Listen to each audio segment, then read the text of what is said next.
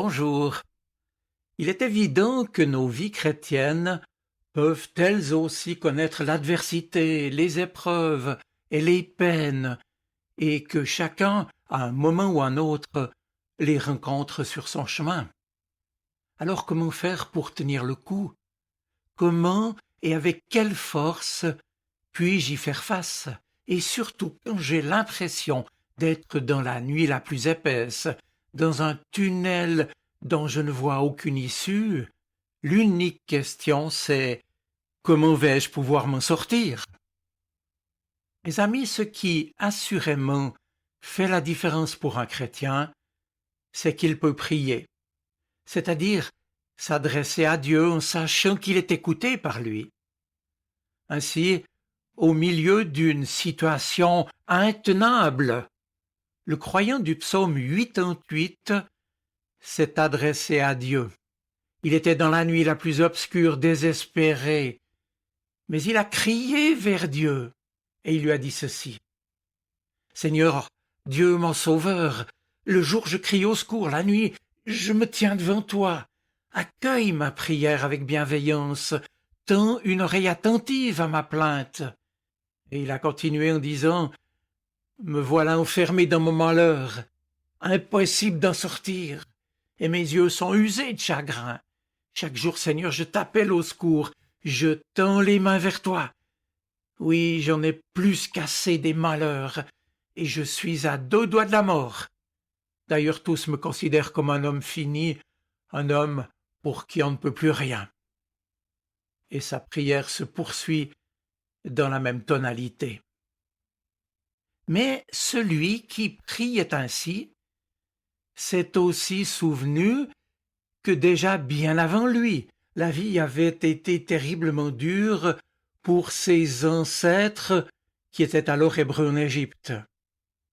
Ils avaient connu la terrible situation de l'esclavage, avec un travail harassant, des humiliations, l'oppression, et même jusqu'à l'élimination de leur nouveau-né. Eux aussi se demandaient comment ils allaient pouvoir s'en sortir. Et ils ont eu beau crier vers le ciel, ils n'entrevoyaient aucune amélioration. Alors désespérés, les Hébreux se demandaient qui pourrait les délivrer du joug de Pharaon. L'esclavage et la nuit seront-ils leur seul horizon d'avenir? Et pourtant Dieu semble sourd à leur appel. Mais non. Souvenez-vous, mes amis, du récit du livre de l'Exode. Dieu n'est pas sourd, et il les entend, et il se penche, il les voit, il descend. Dieu se laisse toucher, et il décide de les délivrer, car il s'agit de son peuple, celui de sa promesse, celui de la terre donnée à Abraham. Et Dieu est fidèle à sa promesse d'amour. Alors à leur misère répondra sa miséricorde. Et je vous rappelle ici ce que Dieu lui-même a dit à ce sujet à Moïse. Le Seigneur dit: j'ai vu. Oui, j'ai vu la misère de mon peuple qui est en Égypte, et j'ai entendu ses cris sous les coups des surveillants. Oui, je connais ses souffrances. Je suis descendu pour le délivrer de la main des Égyptiens et le faire monter de ce pays vers un beau et vaste pays, vers un pays ruisselant de lait et de miel, le pays de la promesse. Le cri des fils d'Israël est parvenu jusqu'à moi, et j'ai vu l'oppression que leur font subir les Égyptiens. Alors Moïse, maintenant donc, va, je t'envoie vers Pharaon, tu feras sortir d'Égypte mon peuple, les fils d'Israël. Mes amis, c'est vrai qu'il nous arrive à tous de traverser des périodes difficiles où nous nous sentons comme écrasés, où tous les horizons semblent bouchés. Nous avons beau prier, rien ne bouge. Nous pouvons même en arriver à nous demander si Dieu ne nous aurait pas oubliés. Puis, un jour, lorsque nous avons l'impression de toucher le fond, notre prière se transforme en un cri, comme dans le psaume 88, ou bien comme dans le psaume 130, tenez que voici. du fond de la détresse, je t'appelle au secours, Seigneur. Écoute mon appel. Sois attentif quand je te supplie. Si tu voulais épier compter nos fautes, Seigneur, mais qui pourrait survivre? Mais c'est toi qui disposes du pardon, c'est pourquoi tu dois être respecté. De toute mon âme, je compte sur le Seigneur, et j'attends ce qu'il va dire. Je compte sur le Seigneur plus qu'un soldat qui est de veille, de garde, plus que lui qui attend le matin. Oui, plus qu'un soldat de garde n'attend le matin. Compte sur le Seigneur, car il est bon. Il a 1000 moyens de te délivrer. Quand nous sommes dans un moment difficile de notre vie, c'est vrai que nous pouvons habituellement mobiliser nos forces et passer l'obstacle. Et puis en général, nous pouvons aussi compter sur quelques amis, des proches, notre famille, ou bien une personne bienveillante et compétente en qui nous avons confiance. Mais ce n'est malheureusement pas toujours le cas, et ça ne suffit pas toujours non plus. On est alors, comme le dit ce psaume, au fond de la détresse, à un point tel qu'on n'ose plus, qu'on ne trouve plus les mots pour dire sa peine, qu'on ne trouve pas d'oreille qui puisse comprendre ce qui nous arrive. Le fond de la détresse, c'est justement quand on n'a plus personne, plus de mots pour rappeler à l'aide. Mes amis, le psaume 130 nous rappelle alors que nous ne sommes pas seuls, et il nous aide en quelque sorte à dire notre détresse.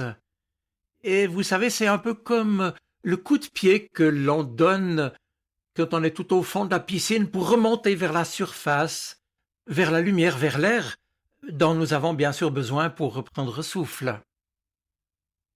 Ce psaume, c'est aussi la prière de ceux qui se sentent coupables, de tous ceux qui se sentent en dessous de tout, au bas de l'échelle, en situation d'infériorité, dans la détresse qui est ici alors la conséquence de mauvais choix ou d'égarements, et de même que les gens malades, méprisés ou rejetés que Jésus a croisés sur les routes de Galilée, tous et toutes ont le droit de l'appeler au secours et de crier vers Dieu. Et même si parfois on leur avait ordonné de se taire, ils ont insisté parce qu'ils avaient compris que Dieu les écoute et qu'il peut intervenir dans leur vie. D'ailleurs, l'homme du psaume 130, cet homme au fond du trou, lui aussi a compris que Dieu ne fait pas payer, mais qu'il se laisse au contraire toucher par la détresse, parce que son alliance avec ses enfants est placée sous le signe de son amour et de sa bonté.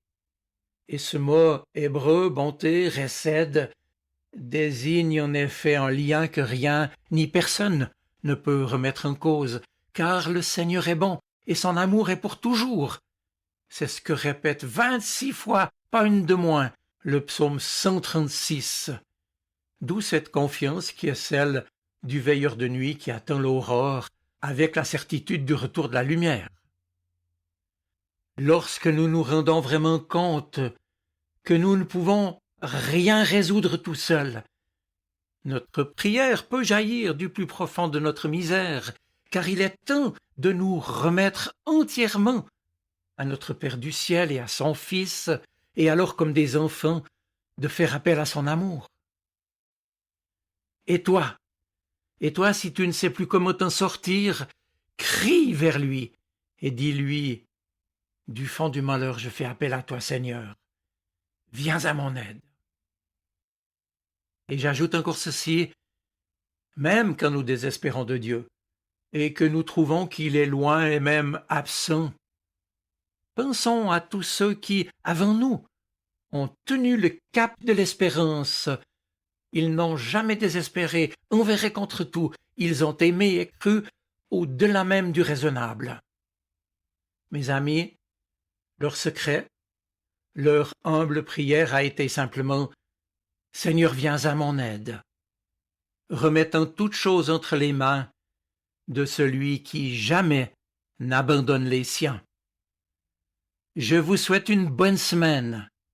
Soyez bénis. Amen. Sa parole résonne dans mon cœur. Elle est vivante, elle parle. Elle m'aide à choisir, m'illumine. Elle est vivante, elle est poignante, elle touche mon cœur.